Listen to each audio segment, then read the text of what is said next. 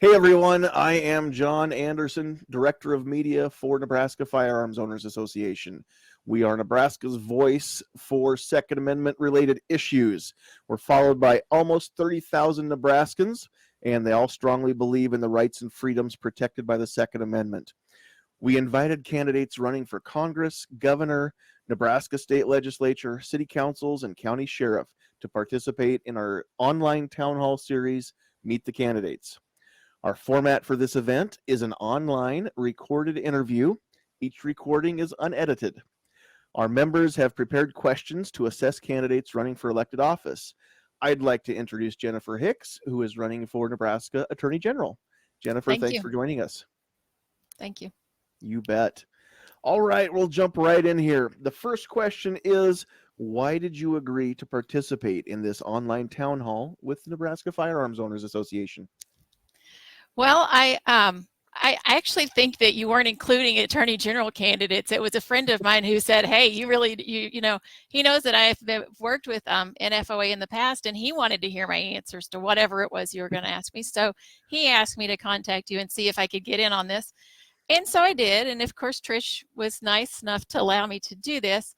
And my involvement with NFOA started probably when I got involved with the Second Amendment sanctuary resolutions. I think that's probably when we first worked together some. And I was involved in leading that effort in my county, in Nemaha County, and helped out a little bit in Odo County, attending their meetings and speaking to their board there. But it's something that I'm involved in now, that I'm involved in politics, and I don't know. All right. Next, our members wanted to know, what is your favorite firearm and how often do you shoot it? I don't get to shoot nearly as often now as I'd like to because I'm running for office. So I don't really get to do a whole lot. The most recent firearm that I shot was a Ruger PC Charger, 9mm. And that one was fun. But as far as like a favorite, probably just my everyday carry, which would be a 380 Springfield Armory. All right, now we'd like to hear, what is the number one purpose of government? To defend the rights of the people. Nothing more than that. That is, first and foremost, the government exists to defend your rights. And that's really all there is to say about that. Okay. Our members have several issues of interest. Let's dive in with the next question. What are you going to do to protect Nebraskans from the federal government's attempts to restrict the Second Amendment? If I were Attorney General, I think I'd start by sending a letter to the administration, letting them know that that we would uphold the Second Amendment rights in the state of Nebraska. And defend against federal overreach. I was really disappointed last legislative session that despite all of the interest in LB 188, we could not get that passed through the legislature. So I think that, you know, if we had an attorney general who was putting that out there to the administration in the form of a letter, maybe we could get public support to put a little more pressure on our legislature to get something like a Second Amendment Preservation Act passed, which thus far we haven't been able to do. All right, now we will go a little bit further with some specific issues we're addressing in Nebraska lately. What is your position on constitutional carry, and what will you do or what have you done in support of that position? Well, I was involved with last legislative session when they tried to get through the LB 236, the constitutional carry by counties. That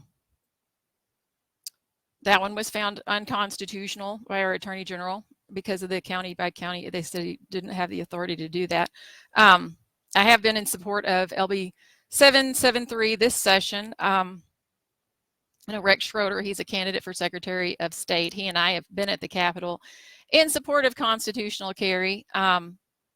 As far as what we're doing is just trying to support you guys basically in your efforts, you know, and then putting ourselves out there as candidates so that we can get our voice out there in a way that we don't have as just regular citizens, because I don't feel like we have representation. That's why I'm running for office, is because I don't feel like my voice is getting heard. So I don't think I'm alone in that. Like I said, when we have some legislation that is as popular as LB 188 was, there's a disconnect there when we have people wanting these bills passed and we can't get it done. But we do have one thing that I am involved in with constitutional carry and other Second Amendment issues is a set of initiatives that are circulating right now.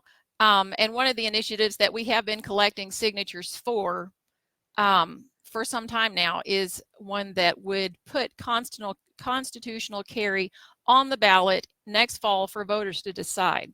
So if we can collect enough signatures for that, then we can make that happen. All right. How about your position on red flag laws, and what will you do or what have you done in support of that position? Oh, the red flag laws. That's I'm okay. My position is that we're safer with a firearm in the hands of everybody than we are I would err on the side of giving handguns to everybody, because I will just put it this way. This is the analogy I like to use.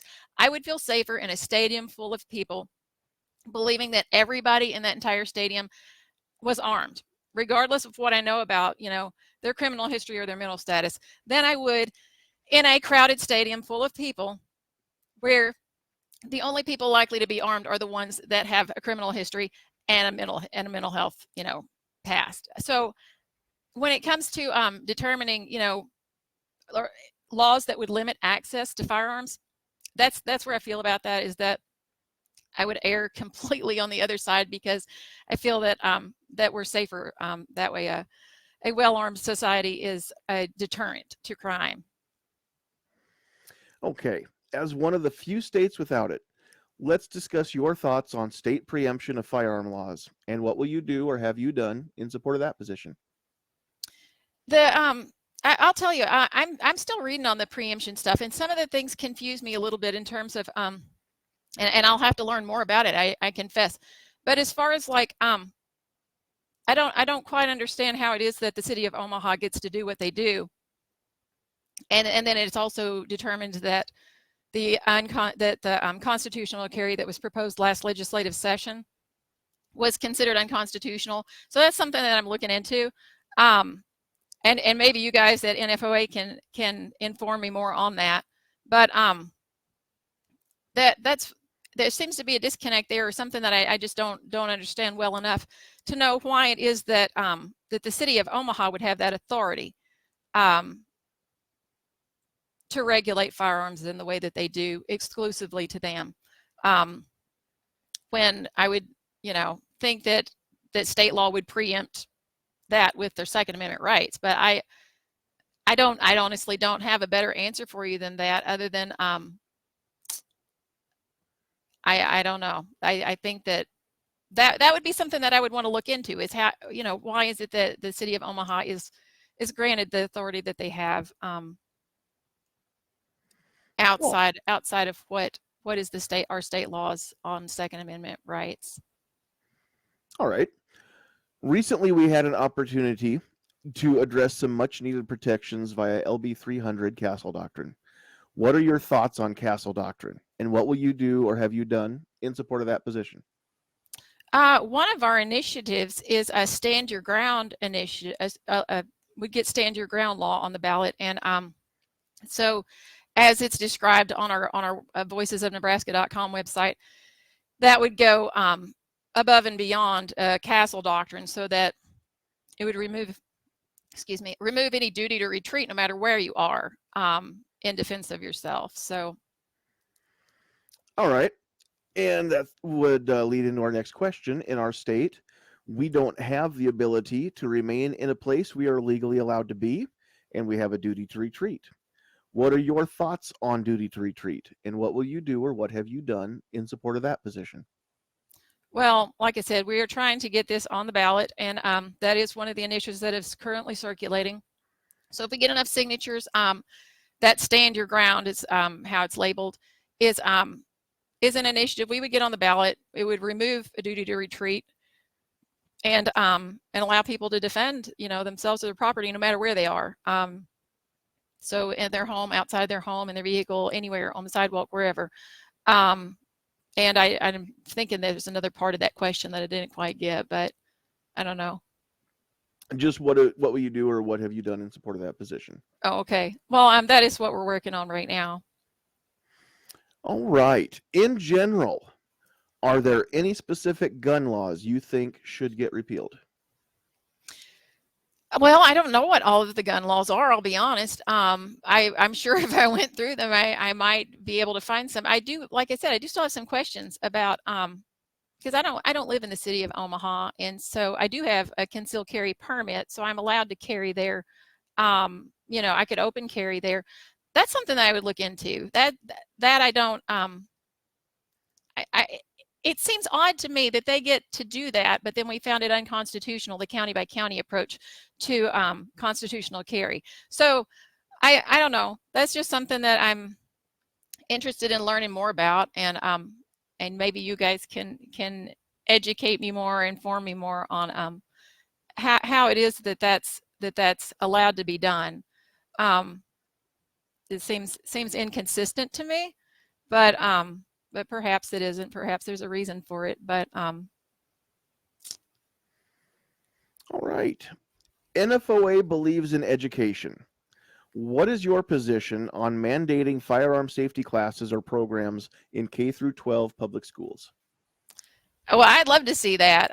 When I was in school, back when they called it junior high, it's middle school now, I guess. But when I was in junior high, we had hunter safety was required for all of the students. And so as part of that, we got to learn about, it was all from a textbook at the time, but we did learn, some about firearms and safety. So I would be all for teaching that in schools, and I would actually take it a step further. I think that it's not related to firearms necessarily, but I would like to see self-defense also taught as part of physical education. But I think that defense in general of a person in every way is important, and I think it's important for our kids to learn that. I mean, that's what I've taught my own kids. So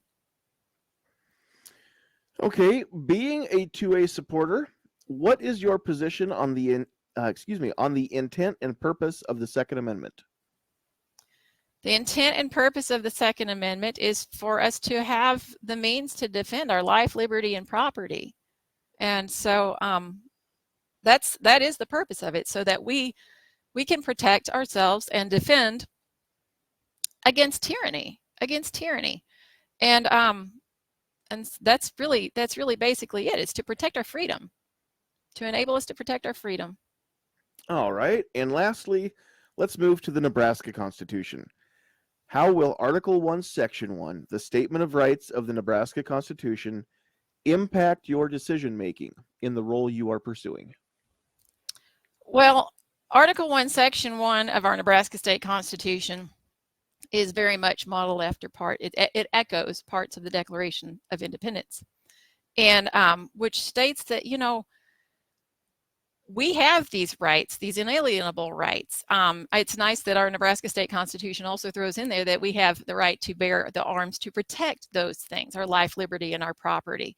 And not only that, but that our government only exists by the consent of the people.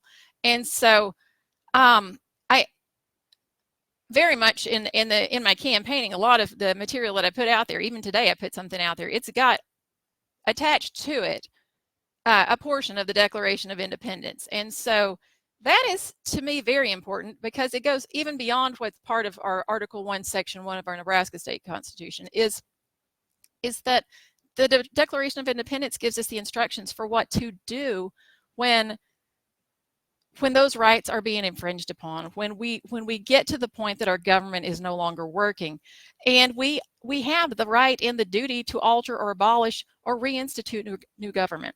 And so I believe very strongly in that, and I actually believe that's the point at which we're at, is that we are facing a government that isn't working for us and is working actually very actively against us in a lot of instances. And so I very much take seriously that Article 1, Section 1. But like I said, I think that we also have to take it a step further and have the courage to defend our rights, to really to know that when we're at that point and we're facing the hard circumstances of having our freedoms at threat,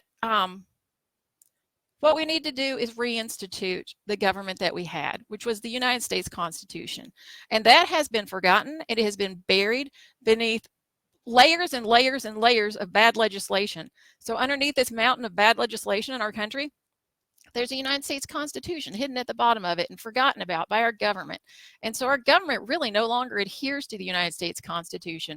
And so when I say alter or abolish the tyrannical government that I believe that we actually have right now, I mean to replace it with the government that they abandoned, which is to follow the United States Constitution.